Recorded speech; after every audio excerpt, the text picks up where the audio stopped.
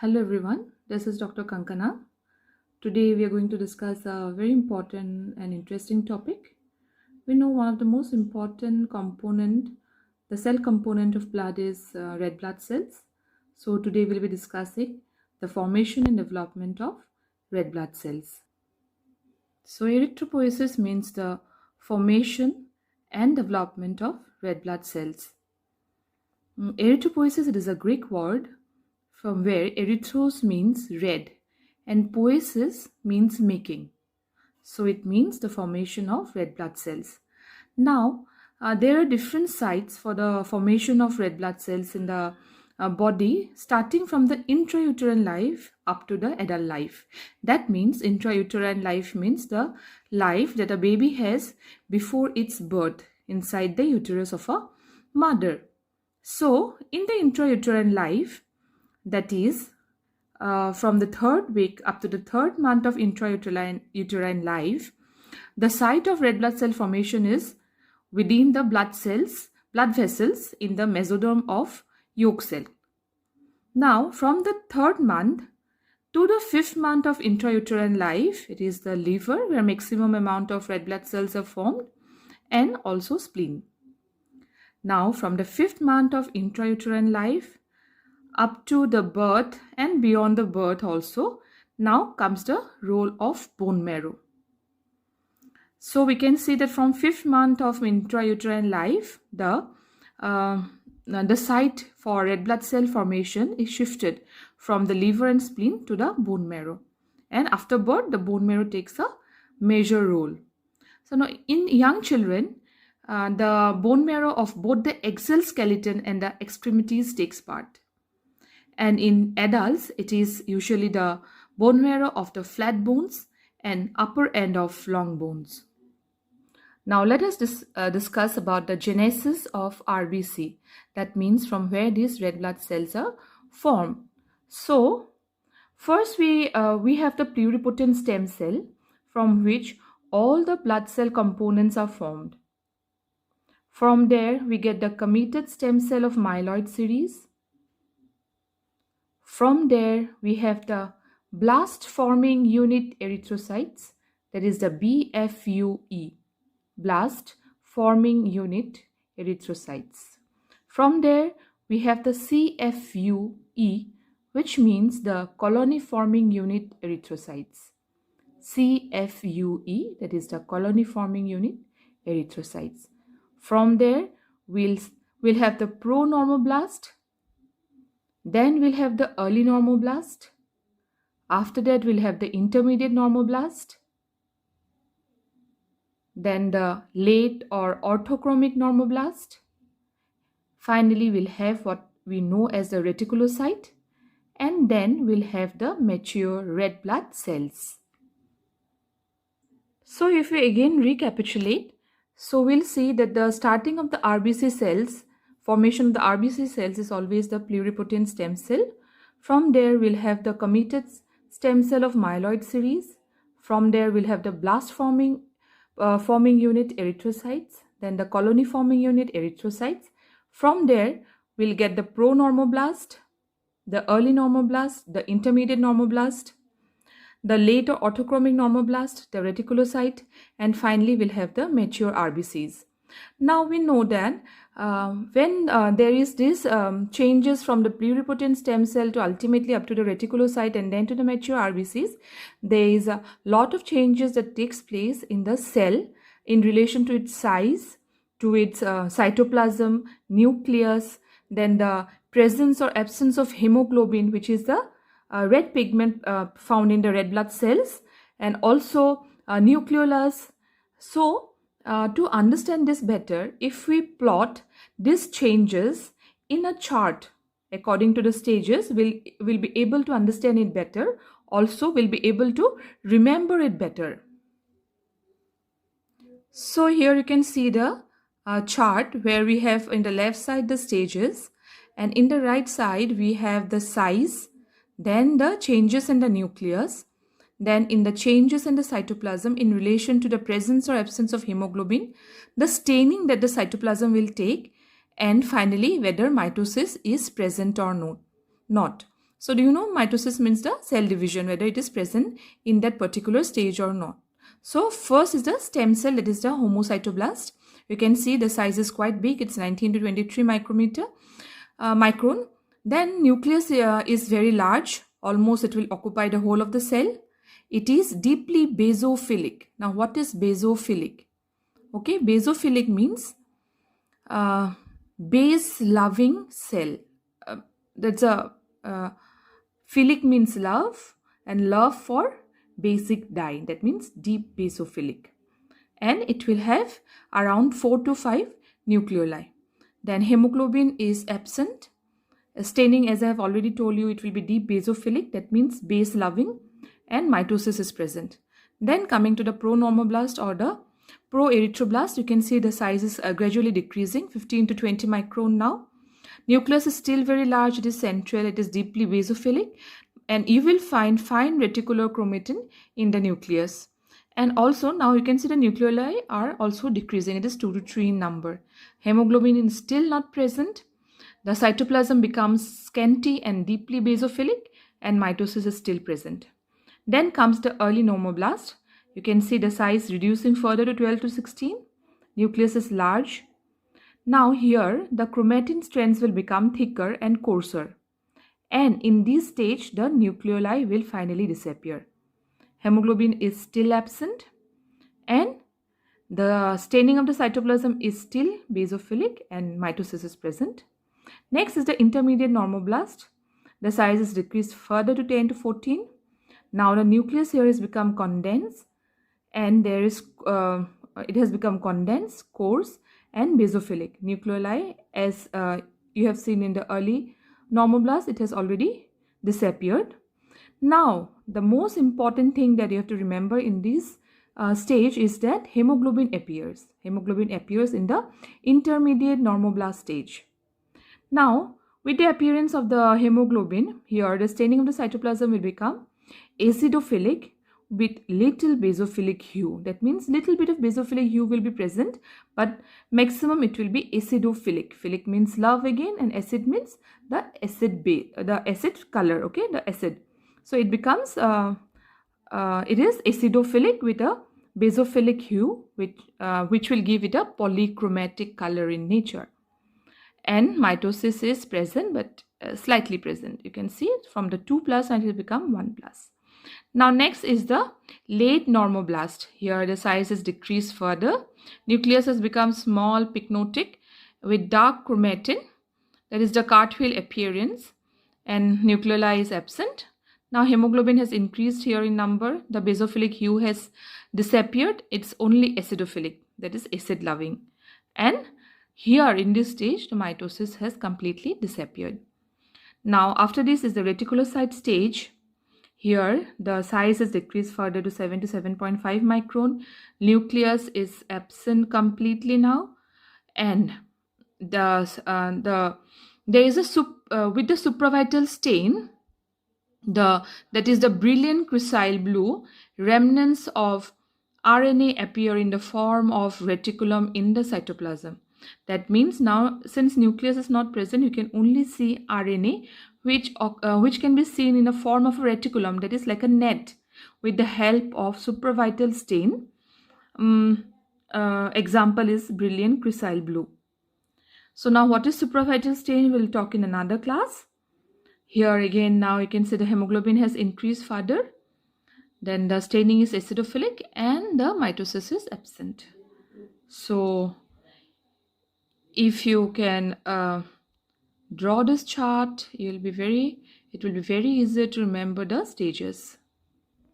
Now coming to the regulation of erythropoiesis. So first we'll discuss the general factors. So the most important general factors is hypoxia.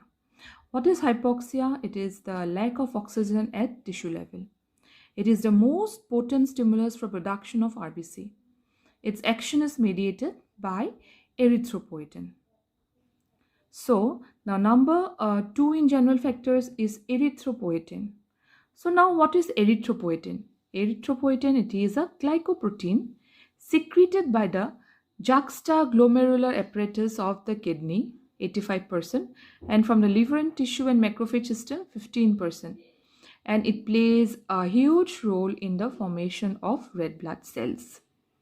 Actually, when we say that it is produced from the kidney, the erythropoietin, actually from the kidney, instead of the erythropoietin, there is a erythropoietic factor which is produced in the kidney.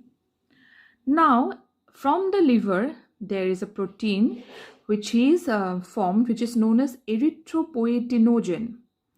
Now, this erythropoietic factor, which is secreted by the kidney, will act on this erythropoietinogen to ultimately convert it into erythropoietin, which is the active form. So as you can see in the chart here, you can see that there is a hematopoietic stem cell. Then here you can see the proerythroblast. It's then changing into red blood cells. And we know one of the important functions of the red blood cell is to carry oxygen to the tissues. Now, when there is decrease in the tissue oxygenation, which can be because of a variety of factors, that is, number one, low blood volume in the body, anemia, low hemoglobin, poor blood flow, or because of any pulmonary diseases. Because of any of these 5 factors, if there is a decrease in oxygenation, that means decreased oxygen is supplied to the tissue. Now this will cause a stimulation to this formation of erythropoietin.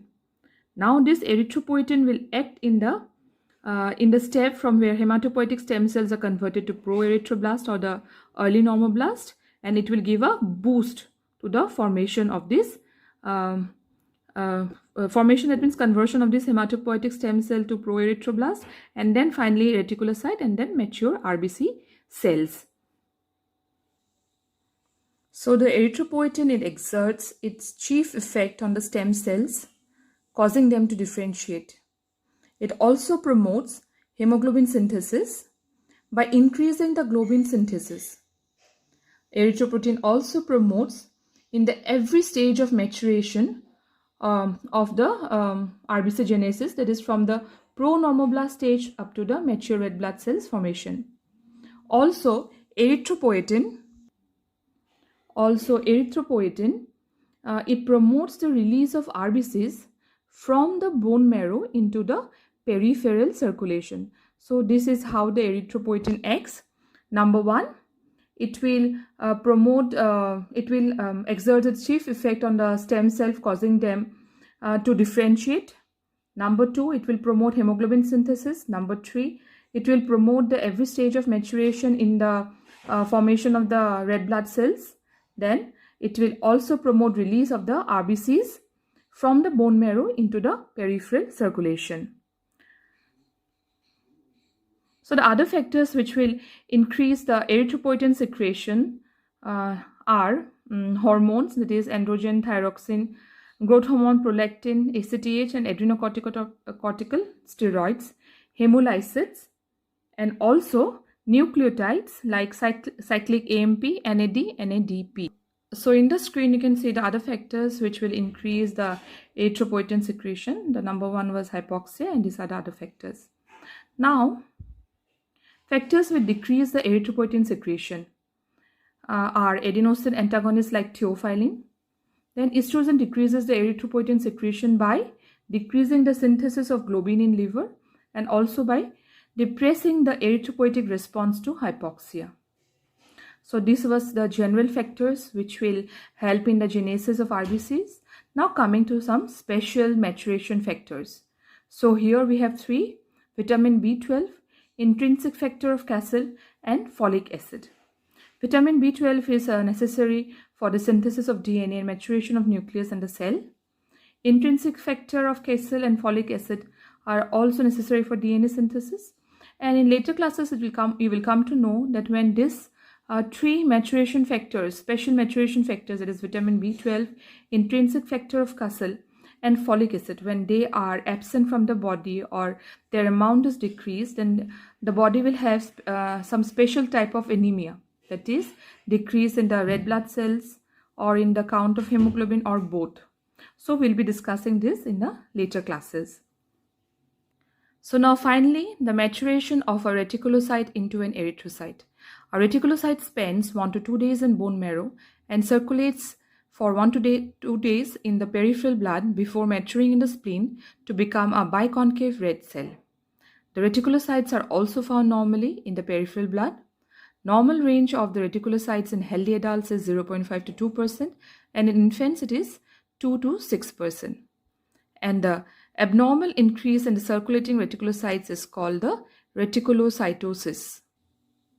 So to sum up, it takes around 7 days for the formation and maturation of red blood cells. Till the stage of reticulocyte formation, it takes place in 5 days, and to become matured red blood cell from the reticulocyte, it takes another 2 days. So a total of 7 days. So here we can come to an end. Here we come to an end of the discussion of what is erythropoiesis, then what are the sites of erythropoiesis, then the genesis of RBCs, the steps, the various steps starting from the pluripotent stem cell, coming up to the reticulocyte, and then finally forming the red blood cells, the amount of time taken for the entire cycle to complete, and finally the factors responsible for erythrogenesis. So thank you everyone.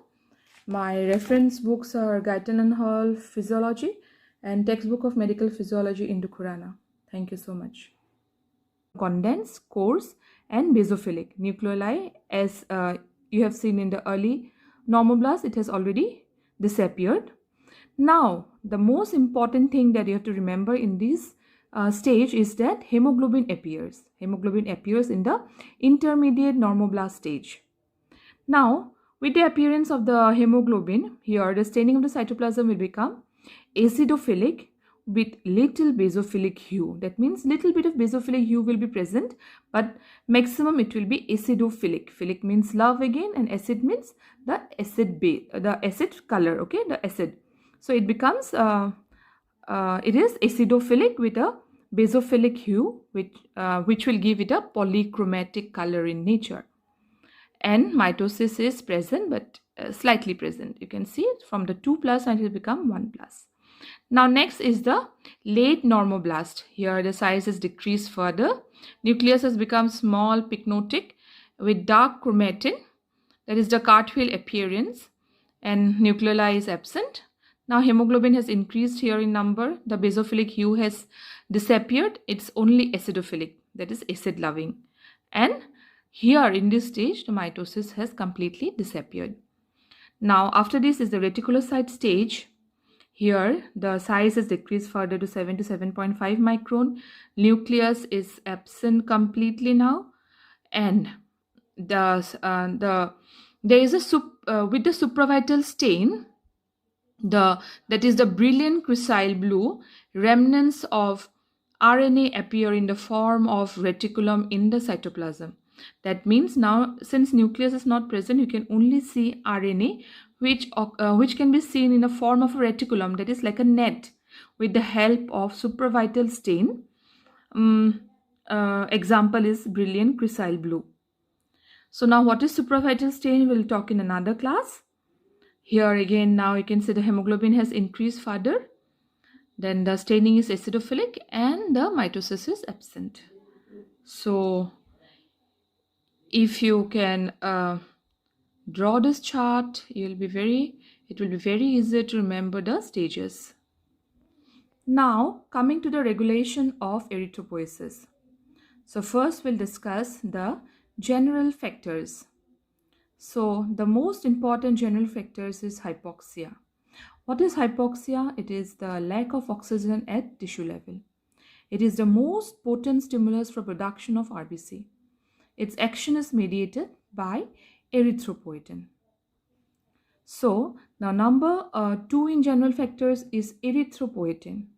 So now what is erythropoietin? Erythropoietin, it is a glycoprotein secreted by the juxtaglomerular apparatus of the kidney, 85%, and from the liver and tissue and macrophage system, 15%.